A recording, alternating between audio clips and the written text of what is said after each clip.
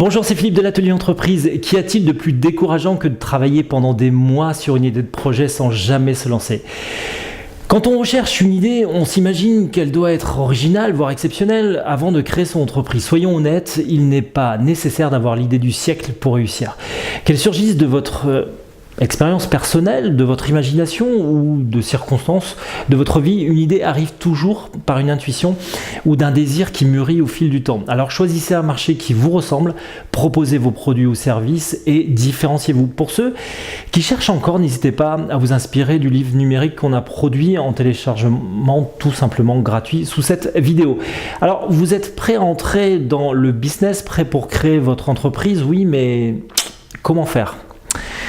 Comment faire pour créer cette entreprise? J'y connais rien et donc je ne sais pas comment ou par quoi commencer. Deuxième étape, et pas des moindres, est de matérialiser donc votre idée. Avant de vous lancer, il faut définir précisément justement les points forts qui sont les vôtres pour réussir. Que vous décidez de partir sur une idée traditionnelle ou innovante, vos atouts, vous allez les trouver dans votre formation, dans vos compétences acquises ou votre technicité, peu importe. Faites une introspection de votre expérience personnelle ou professionnelle pour déterminer justement la valeur ajoutée que vous pourriez amener à ce projet de création d'entreprise. Je ne parle pas d'envie, je ne parle pas non plus de détermination ou même de croyance. Non, je parle de ce que vous pourriez apporter concrètement à votre projet pour lui donner toutes les chances de réussir. Alors, un peu comme un entretien d'embauche que vous auriez à passer et pour lequel on vous poserait la question suivante: pourquoi vous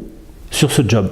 Vous avez nécessairement quelque chose à apporter qui sera donc différent, qui permettra d'apporter justement cette valeur ajoutée. Nous sommes tous, malgré nos différences et notre expérience, dotés de qualités indéniables pour réussir dans l'entrepreneuriat. Ces qualités sont déterminantes pour véhiculer et conduire votre projet.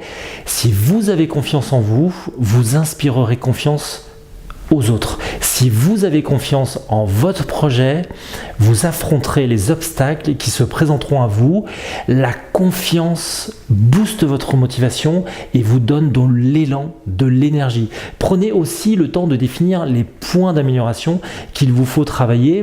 Interrogez-vous sur les freins personnels ou même professionnels. Demain, vos obligations peut-être familiales par exemple, qui sont présents et qui n'ont pas ou peu de raisons de changer. Cette démarche vous permettra notamment de poser vos limites. Vous n'avez que 5 heures par jour à donner à votre projet. D'un acte, ne vous lancez pas dans un projet pharaonique. En posant vos limites, vous serez en mesure de définir vos objectifs, donc de les identifier et de les fixer. De la micro-entreprise à la construction d'une start-up, pour conquérir le monde, chacun doit trouver sa place et son équilibre. Il n'est pas nécessaire de travailler 70-80 heures par semaine pour réussir.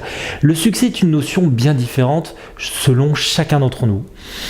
Pour certains, il s'agit de devenir riche, millionnaire par exemple. Pour d'autres, c'est d'avoir la reconnaissance, la gloire, le pouvoir. Pour les autres, peut-être comme des sportifs, c'est de remporter des victoires, des trophées, des médailles. Pour d'autres, le succès se mesure tout simplement sur une échelle du bien-être ou du bonheur. Une fois vos objectifs donc clairement identifiés et définis, il est plus simple de passer à l'étape suivante pour tracer votre parcours de l'entrepreneur. Si vous êtes convaincu d'entreprendre, si vous êtes en mesure de tenir 6 mois, 1 an, sans générer peut-être de revenus pour cette création d'entreprise, alors tentez et foncez là dans cette aventure. Comment donc maintenant créer une entreprise? Quelles sont les étapes que je vais devoir respecter pour aller jusqu'au bout?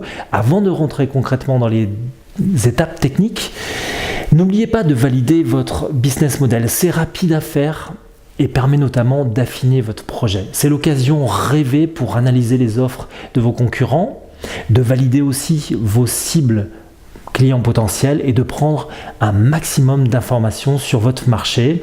Ça permet aussi de ne pas perdre de temps une fois qu'on a démarré, une fois que la société est en place. Cela ne veut pas dire qu'une fois la création de votre entreprise, il n'y a aucun concurrent qui va arriver. Cela peut dire non plus qu'il faut arrêter la veille sur le marché, mais il faut s'y préoccuper plutôt en amont. En revanche, se lancer immédiatement dans un projet de création d'entreprise sans passer par la case business plan est un risque à prendre que je ne vous conseille pas. À l'échelle d'une vie, qu'est-ce que représente 8 jours de travail tout au plus pour créer et construire son business plan? Je vous invite donc à suivre le guide que nous avons réalisé pour vous Il est simple et permet notamment de savoir chiffrer votre projet. Vous pourrez notamment réaliser vos simulations financières et déterminer votre trésorerie nécessaire dont vous aurez besoin pour vous lancer. Le cas échéant, vous aurez préparé un dossier pour aller convaincre des banques ou des partenaires financiers de vous suivre dans votre projet. N'oubliez pas que plus de 1000 aides ou subventions existent également en France et dans les DOM-TOM pour collecter un pécule au départ de votre création d'entreprise. Chaque région se distingue et propose des aides différentes, subventions ou même participation à des concours pour vous aider. Donc rapprochez-vous de vos régions, c'est aussi vrai du reste dans les pays francophones. Pensez également à l'ADIE qui propose des micro-entreprises. Restera donc ensuite à savoir comment choisir son statut juridique. Et même si la forme juridique idéale n'existe pas, il est plus facile de prendre le temps maintenant pour faire le bon choix selon que vous lancez seul ou pas, selon votre projet, vos ambitions, selon votre patrimoine également et le régime fiscal attendu, car ensuite c'est un peu plus compliqué une fois qu'on s'est lancé. N'hésitez pas à prendre conseil également pour vous faire accompagner. Les réseaux d'aide à la création d'entreprise ou d'aide au financement sont à votre disposition, comme la chambre de commerce ou bien celle des métiers, les boutiques de gestion, de nombreux réseaux d'appui à la création ou d'aide au financement sont vraiment à votre disposition pour travailler sur votre projet, vous conseiller. Donc n'hésitez pas à visiter les chambres de commerce et d'industrie, n'hésitez pas à aller ouvrir les portes de la chambre de métier, le réseau BGE également avec ses boutiques de gestion et France Active. Vous pouvez également consulter un expert comptable ou un avocat pour vous accompagner en respectant moralement ces étapes.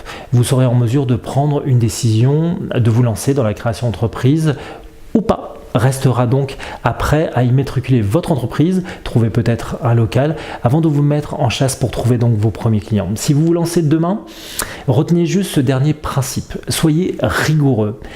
Le fil conducteur de tout ce que vous allez travailler en amont, notamment par rapport à la mise en place de ce business plan, et si vous avez fait l'effort de faire vous-même ce business plan, vous serez en mesure alors de mettre vos tableaux de bord en place. 2 tableaux normalement suffisent. Un prévisionnel d'exploitation qui vous donne donc les objectifs mensuels que vous vous êtes fixés, et une fois par mois, il suffira tout simplement de le compléter pour voir si vous êtes en phase avec la réalité de ce que vous aviez donc prévu. Et ensuite, un tableau de trésorerie qui vous permettent notamment de suivre les encaissements et les décaissements. Voilà pour cette vidéo, merci pour votre écoute. On se retrouve la semaine prochaine pour parler des dirigeants qui réussissent. Essayons de comprendre comment ils réussissent, qu'ont-ils tous en commun, quelles sont leurs habitudes qui font leur succès. En attendant, je vous souhaite une excellente semaine. Merci, à bientôt, au revoir.